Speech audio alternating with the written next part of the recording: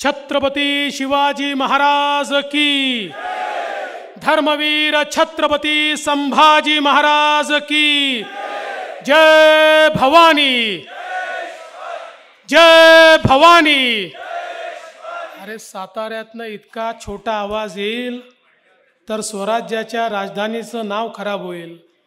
जय भवानी, जय जय जय जय जय भवानी, जय जय जय जय जय शिवाजी। हिंदवी स्वराज्याचे सरसंस्थापक छत्रपती शिवरायांना मानाचा मुजरा करतो। भारतीय राज्यघटनेचे शिल्पकार भारतरत्न डॉक्टर बाबासाहेब आंबेडकर यांना मानवंदना अर्पित करतो। मराठा समाजाकरता संघर्ष करत सर्वात पहिल्यांदा ज्यांनी आपलं बलिदान दिलं ते स्वर्गीय अण्णासाहेब पाटील यांच्याही चरणी नतमस्तक होतो। आणि आज ज्यावेळी स्वर्गीय अण्णासाहेब पाटील मागास आर्थिक विकास महामंडळाच्या माध्यमातून 1,00,000 उद्योजकांचा टप्पा पार पडला, त्यानिमित्ताने आयोजित या कार्यक्रमामध्ये मंचावर उपस्थित असलेले राज्याचे उत्पादन शुल्क मंत्री आणि जिल्ह्याचे पालकमंत्री ज्यांनी मला घाई असल्यामुळे आपलाही बोलण्याचा वेळ मला दिला असे आमचे मित्र शंभूराज देसाईजी, या ठिकाणी मंचावर उपस्थित असलेले श्रीमंत छत्रपती माननीय शिवेंद्रराजे भोसलेजी, सन्माननीय महेशदादा शिंदेजी, सन्माननीय जयकुमार गोरेजी, सन्माननीय रणजितसिंह नाईक निंबाळकरजी, दिलीप येळगावकरजी, धैर्यशील कदमजी, जितेंद्र डुडी, समीर शेख, त्याचप्रमाणे श्रीमती नागराज, ज्यांचा विशेष उल्लेख या ठिकाणी मी करेन। हा 1,00,000चा टप्पा पार पडला तो केवळ एका व्यक्तीमुळे, आणि त्या व्यक्तीचं नाव आहे नरेंद्र अण्णासाहेब पाटील। सौ प्राचीताई, या ठिकाणी मंचावर उपस्थित श्री अनिल पाटील, राजेंद्र सरकाळे, राजेंद्र भिलार, रमेश पाटील, सर्वच मंचावरील मान्यवर, या ठिकाणी या महामंडळाचे लाभार्थी असलेले आमचे भगिनी आणि बंधू, आणि मोठ्या संख्येने उपस्थित असलेल्या माझ्या माता भगिनी आणि बंधूंनो, स्वराज्याच्या राजधानीमध्ये छत्रपती शिवरायांचा आशीर्वाद घेऊन आज हा एक अत्यंत महत्त्वपूर्ण कार्यक्रम आपण पार पाडतोय। 1,00,000 मराठा उद्योजक या ठिकाणी तयार करण्याचं काम हे स्वर्गीय अण्णासाहेब पाटील आर्थिक मागास महामंडळाच्या माध्यमातून या ठिकाणी झालं, आणि त्यातल्याच काही निवडक अशा लाभार्थ्यांचा सत्कार देखील आपण या ठिकाणी केला। ही भूमी स्वराज्याची भूमी आहे, छत्रपती शिवरायांची भूमी आहे। महाराष्ट्राला राजकीय नेतृत्व देणारी, सामाजिक नेतृत्व देणारी, सांस्कृतिक नेतृत्व देणारी वीरांची भूमी, नेत्यांची भूमी, संतांची भूमी, समाजसुधारकांची भूमी, अशा प्रकारच्या भूमीमध्ये मी खरोखर छत्रपती शिवेंद्रराजे यांचे मनापासून आभार मानेन की त्यांनी आणि नरेंद्रजींनी संकल्पना मांडली आणि मला आग्रह केला की 1,00,000 उद्योजक तयार झाले आहेत, हा एक महत्त्वपूर्ण टप्पा आहे आणि या टप्प्याला हा कार्यक्रम आम्हाला करायचा आहे, या कार्यक्रमाला तुम्ही आलं पाहिजे। आणि मला आज अतिशय आनंद आहे की आज आपल्यामध्ये मी उपस्थित आहे। खरं म्हणजे या ठिकाणी सांगितलं पाहिजे की ज्यावेळेस मुख्यमंत्री म्हणून काम करण्याची संधी मला मिळाली, सुरुवातीच्या काळामध्ये मराठा समाजाने ज्यावेळी अतिशय शांततेनं आरक्षणाकरता मोर्चे काढले आणि समाजाशी एक डायलॉग आम्ही सुरू केला की नेमकं काय केलं पाहिजे. आणि त्यावेळी असं लक्षात आलं की आरक्षण तर आवश्यक आहेच, कारण मराठा समाजामध्ये एक मोठा घटक आहे ज्यांनी वर्षानुवर्ष संघर्ष केला, गावगाडा सांभाळला, 18 पगड जातींना सोबत घेऊन त्या ठिकाणी काम केलं.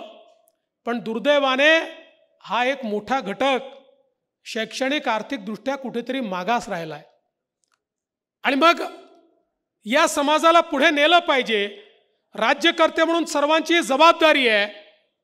आणि म्हणून त्या निमित्ताने आरक्षणाचा विचार तर आम्ही सुरू केलाच, पण त्याच वेळी लक्षात आलं आरक्षण हा सगळ्यात महत्त्वाचा टप्पा आहेच, पण समाजामध्ये परिवर्तन करायचं असेल तर आरक्षणासोबत अजून अनेक गोष्टी कराव्या लागतील.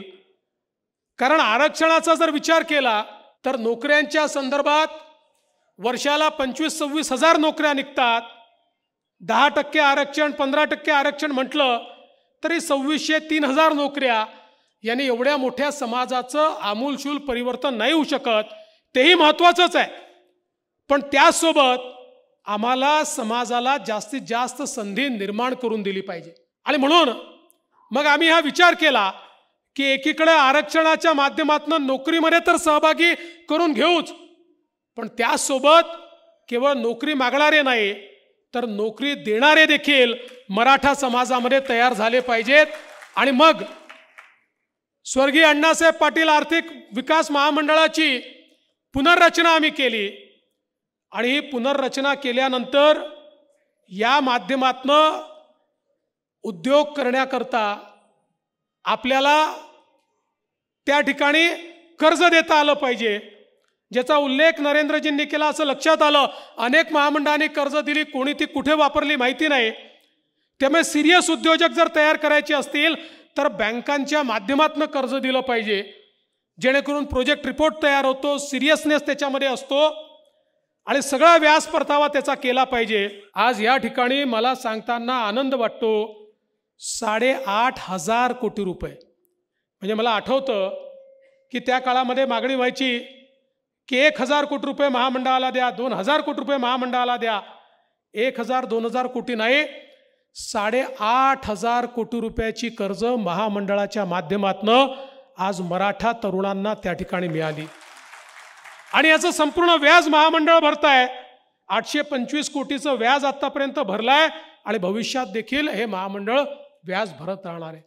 आणि मला याचा आनंद आहे की माननीय एकनाथराव शिंदे साहेब हे मुख्यमंत्री झाल्यानंतर त्यांनी देखील या महामंडळाच्या योजनांचा विस्तार या ठिकाणी केला आणि आता पूर्वीपेक्षाही जास्त कर्ज या महामंडळाच्या माध्यमातून आपण देतो.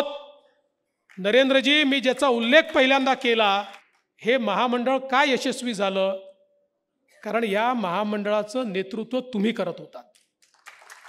स्वर्गीय अण्णासाहेब पाटलांचा मुलगा महामंडळावर गेल्यानंतर अक्षरशः महाराष्ट्र पिंजून काढला.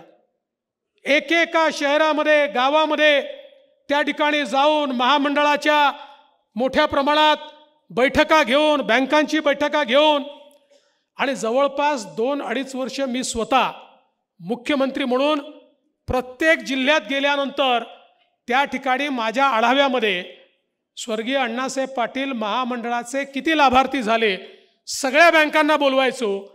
नरेंद्रजी असायचे आणि बँकांना विचारायचो तुम्ही टार्गेट का कंप्लीट केलं नाही. त्यामुळे बँकांनाही सवय लागली.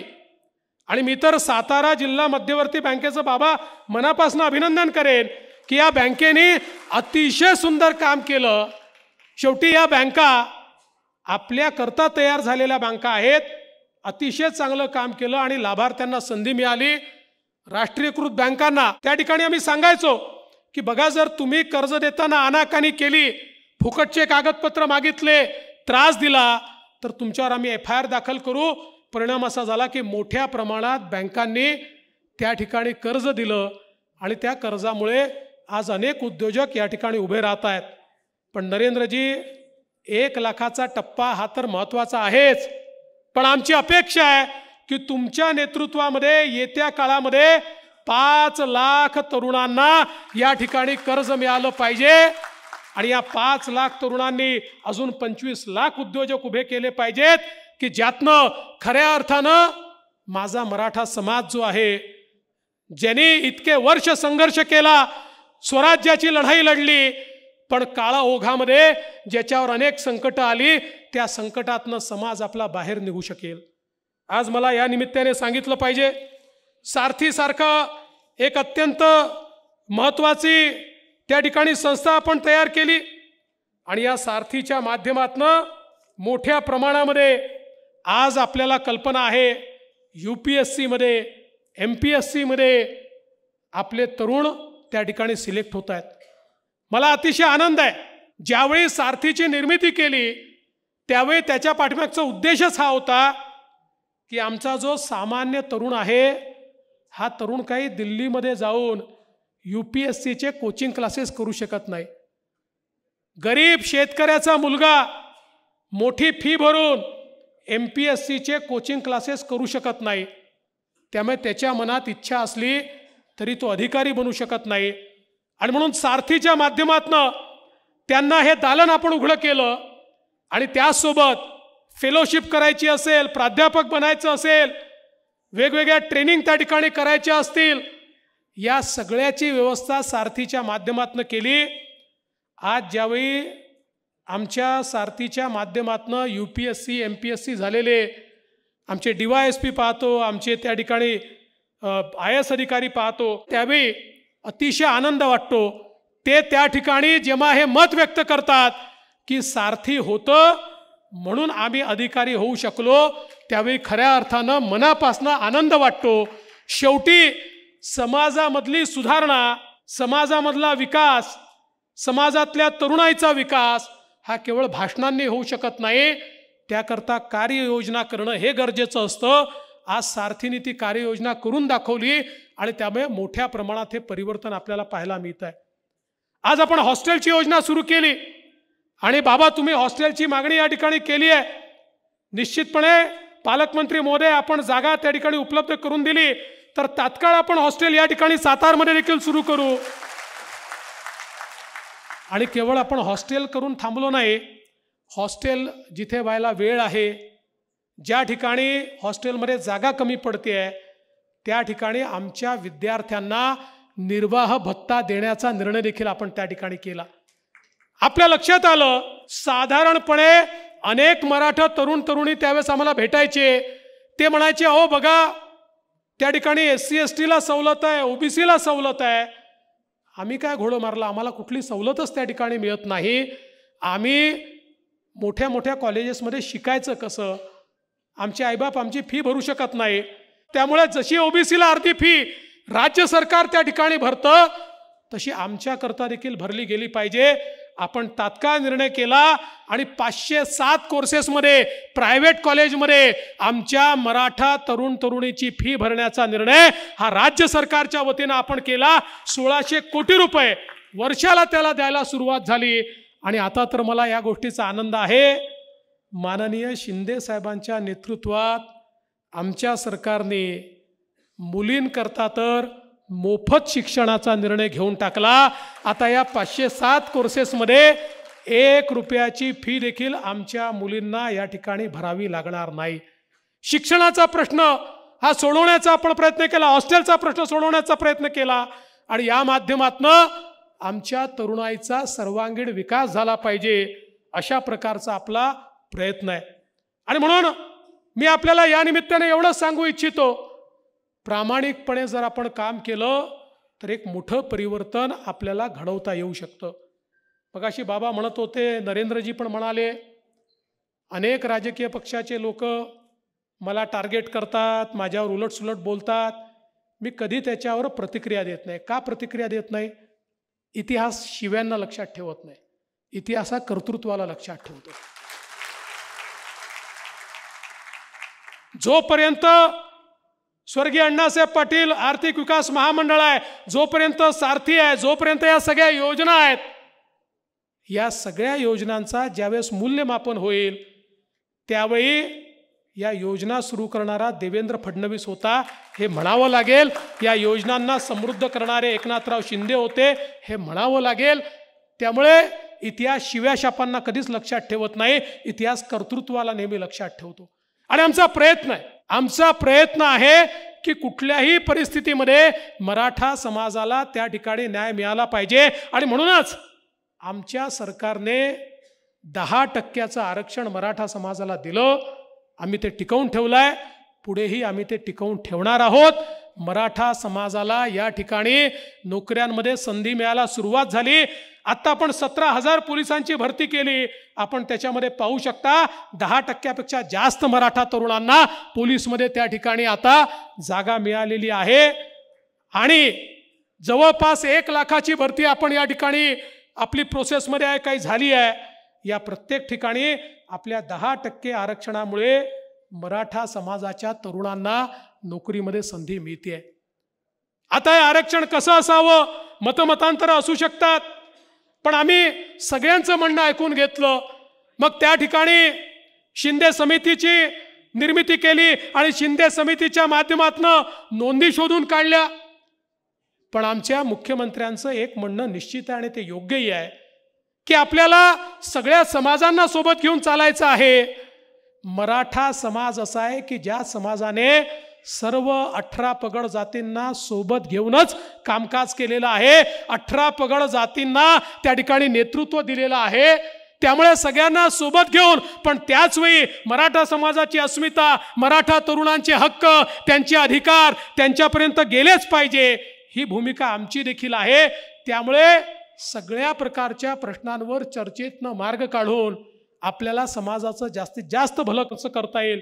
आणि हे भलं करत असताना कुठले तरी चुकीचे निर्णय घेऊन आपण पळून जायचं असं न करता योग्य कायद्याच्या चौकटीतले निर्णय आपल्याला कसे घेता येतील, हा आमचा सातत्याने प्रयत्न राहिलेला आहे.